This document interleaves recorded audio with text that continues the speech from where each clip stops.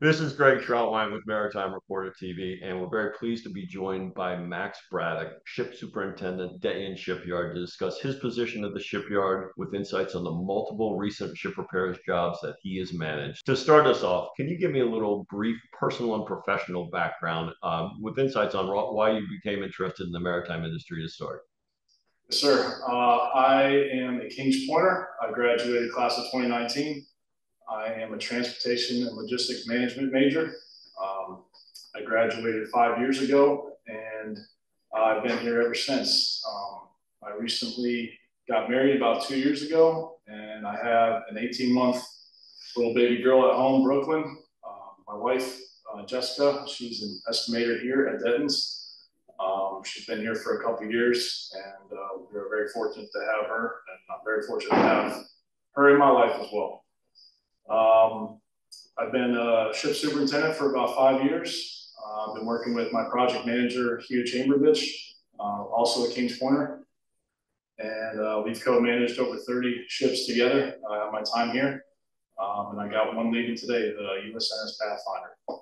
When did you know that yours was going to be a career in maritime? So it was senior year of high school. I had a recruiter come out and take a look at me for football. He came to our school, met with me, said he's from the United States Merchant Marine Academy, and I was like, I don't know what that is.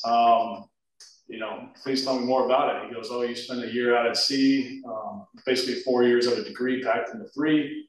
And right off the bat, I'm like, that doesn't sound interesting to me. So I brought it home, threw it in the trash. My mom picks it out of the trash, goes, what is this? I said, oh, it's some school that came and looked at me. I'm not interested. She goes, Max, this could be a really good opportunity. I think that we should try to pursue it. And I'm like, okay. So we filled out the application, went through the application process, and sure enough, I got my congressman appointment, and I'm here today. So I made it through 4 years, played football all 4 years, and I had a great time. I really had a great time, and I'm very fortunate to be here and be here at Detyens. When you looking back, what attracted you to the shipyard? And you've been there for 5 years. I guess what's attracted you to stay? My girlfriend at the time, who is now my wife, she got stationed at FLETC to be an inspections officer for the Coast Guard. So with us talking, trying to make things work, I reached out to Detyens through a Kings Pointer who works here, who happens to be my boss now, Hugh Chamberbitch. We exchanged over the phone a couple times, and he pushed my resume along to Larry, who within 2 months, I think I was hired in right out of school. And I started off as an assistant. And then I'd like to think that I excelled as an assistant ship sup to where I became a ship superintendent. And I've been here ever since. Like I said, we co-managed 30 jobs together. One of which was being a FMS job, which took about a year and 10 months of my life. Probably shaved about that much time off my life. Um, but yeah, I've been really fortunate to be here and experience everything that I have so far. As a superintendent, what specifically are your responsibilities at the shipyard? So I basically manage the day-to-day operations. I'm the ground guy. I'm on the ship. I have about 7 or 8 shops that report to me. I haven't been down to the shipyard in Charleston for a while, but I remember when I was there, it's obviously very large and usually very active with both commercial and government work. Just starting with the commercial side, just to start us off, I understand there was recently, or not, I don't know how recently, but a McDermott cable layer. Can you give the breadth and scope of this job, discussing any unique challenges that you found? Sure. The North Ocean 102, contracted by McDermott. They came in a couple months ago looking for an aggressive dry docking package. It was 5 main propulsion units that needed to be swapped. So it involved 2 main thrusters back aft, and then 2 tunnel thrusters and 1 drop down. That was an experience, especially with an aggressive timeline and a Norwegian Kongsberg crew of reps. It was 100% blast the underwater hull and freeboard, which is also very aggressive to get done while you're doing 5 main thruster swaps. It was definitely a big coordination effort with, between paint and the Kongsberg reps, and basically what needed to get done first, what needed to get done second. It was tough. It was tough, especially in that aggressive 30-day window. But they actually just left a couple weeks ago. They spoke nothing but good words about our professionalism and the quality of work that was done. And we had a really great working relationship with the crew. The crew ranged from the regions of Croatia, Philippines, and Norway, and I think from Nova Scotia as well. So it's really cool to work with, international crew members and get to see how they live. And basically, they were very personable, easy to work with. And I would love to have another returnship in the yard. I really enjoyed working with them. We're recording this, and this is going to be for our Navy edition of Maritime Reporter and Engineering News. So with that, I'd like to cover some of the work that you do on a government/military side. And specifically, I understand that you were involved in a recent foreign military sales job, the conversion of FFG U.S. Robert Bradley for the Bahrain Navy. Can you discuss the scope of this conversion and dive into the personnel side too? As I understand, this included also training of some Bahrain naval forces. Yeah, so like I mentioned earlier, it was a year and 10-month availability. I think originally it was supposed to be 9 months. As soon as I got here, you could tell that it was going to take more than 9 months. So the crew actually came over. I think they had 90 RBN personnel here. RBN is the Royal Bahrain Navy, and we set up a barracks right across the yard where their schoolhouse and where their barracks were, which is, pretty cool to see. They all came in. We had right off the rip, we had a really great working relationship with them. They were fortunate to be here. Obviously their end product was, a functioning frigate. So they were with us every step of the way. They wanted to learn. Unfortunately, the members that they sent over weren't the most, experienced, but with their year and 10 months here, they gained that experience of being on the ship and in their school to sail that overseas back to Bahrain. The scope, it was basically head to toe. That ship was laid up in Philadelphia for, I think, 10 to 12 years. It wasn't laid up incorrectly. They had water in the piping. They had fuel in piping. Obviously, being in Philly, there was freeze damage to every single system. So from the chill water system to the salt water systems to the fuel systems, I mean, everything top to bottom was either frozen, cracked, burst. Everything was in disarray. The foreign military sales conversion jobs, whatever they don't have on that ship, they kind of go back up to Philly and rob the other ships. So unfortunately, ours was one that they robbed previously. So you're going to inspect systems that don't even exist. So then we'd have to send VSE up there to go pull off, equipment to ship it back to us so we can install it. It was a mess, but it was a great learning experience. Great to be part of that foreign military sales. Great to work with the Kingdom of Bahrain. They actually had an admiral and a captain local with us every step of the way. They were awesome to work with. They appreciated us every job that we did. They had an FM 200 install, which is fixed firefighting, getting rid of their halon system. Basically, we had a subcontractor show up and say, "All right, here's the equipment. Go ahead and install it," with no drawings, no expertise, no nothing.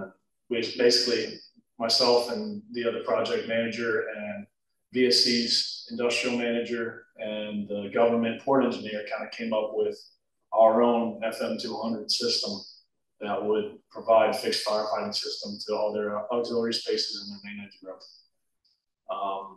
We had 100% blast freeboard underwater hull.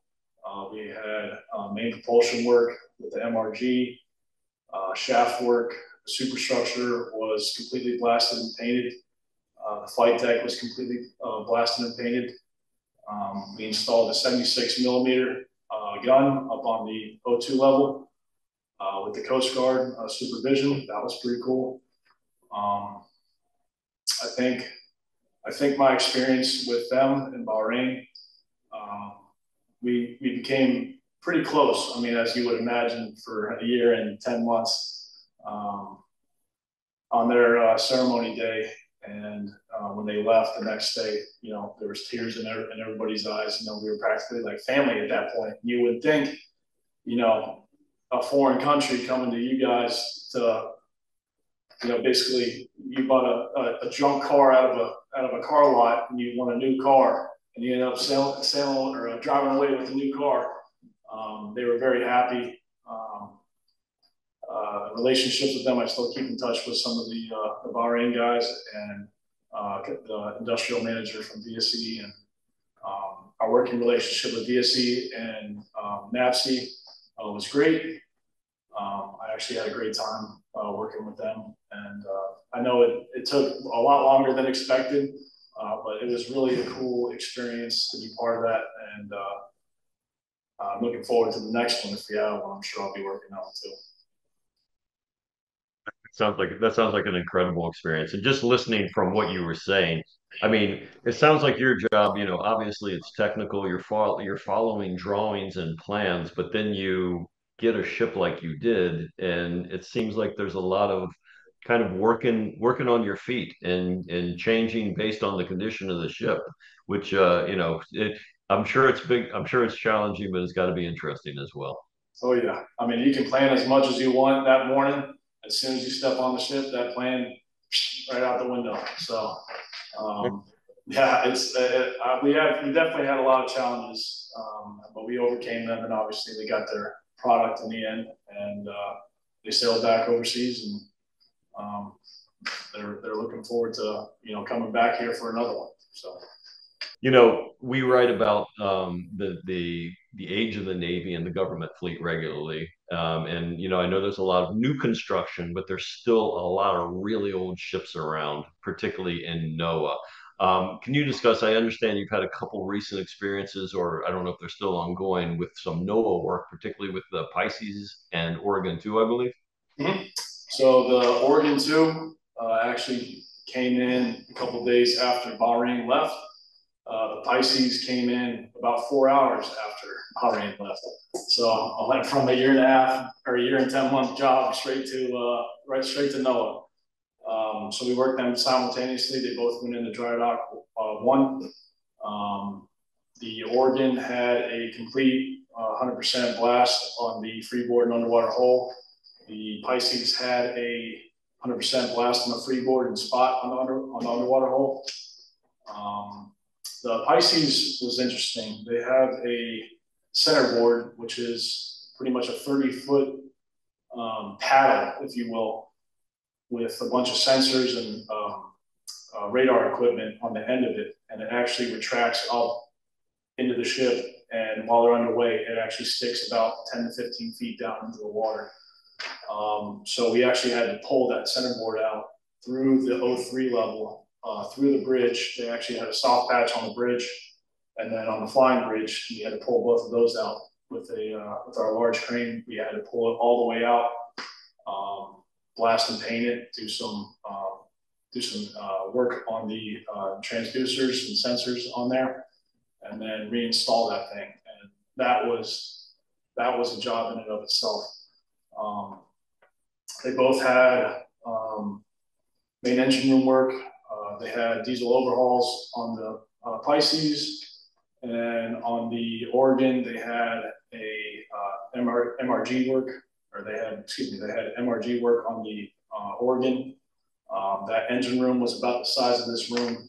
It was packed. You could tell that the ship was built around that engine room. So in order to pull the generators out, we had to basically cut the entire upper level of the engine room out and rig those things out fully, which was it was a job. Usually the small boats give us the most headache. But yeah, it was great working with NOAA. We have no issues with them. They have a great crew. The port engineers are great to work with. I've worked a couple NOAA boats in the past, and same thing. They actually were here for, I think, 2 months each. So I worked them simultaneously, and then the North Ocean came in right when the Oregon left, and then I was finishing up the Pisces right when the North Ocean came. So. But I mean, it seems like you're running into unique challenges. But it sounds like down at Detyens, you have the equipment and the personnel kind of behind you to figure out the solutions to those challenges. Is that a fair assessment? Oh yeah. When the job specification comes across my desk, you read the item.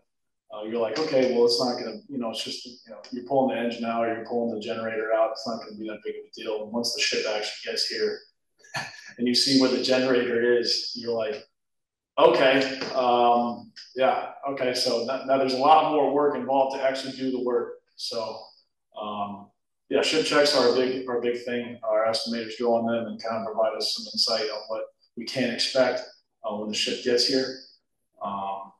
But once the ship gets here, it's mine. So it's fun. It's fun. The challenges that you face every day, I mean, it can be burdensome at sometimes, just especially when each craft has their own unique challenge that they have to, come to me with, and I have to basically figure all of them out. But it's fun to be kind of creative with how you can do the jobs when they get here. And the port engineers are there with me every step of the way. And I have a really great working relationship with every port engineer that I've worked with. So they enjoy working with me and you. But challenges are every day, 7 days a week. So. I know that from being in shipyards for 30 years, I know shipyards are nothing but continual investment in capability. When you look at the shipyard around you today, are there anything you'd like to highlight? Anything that recently or will soon be brought online? So we just upgraded our power on Delta Pier for as long as I've been here. That pier's been an issue, or it's had an issue with power. So we just upgraded our Phoenixes on that pier. Our wharfs are in great shape. Fendering system's great. We've been putting a lot of maintenance and repair into our yard to make our facilities great, which is great to see. And it's great for customers coming in and saying, "Oh, we were here, a couple of years ago, but we've seen all the differences that you guys made in the past couple of years." Safety. We have been harping on safety lately. We get regular weekly toolbox talks. We've been aggressively hitting that on the guys, making sure that production is everything, but safety comes first. We need these guys here the next day, so we need them to work safely today, and especially going home to their families.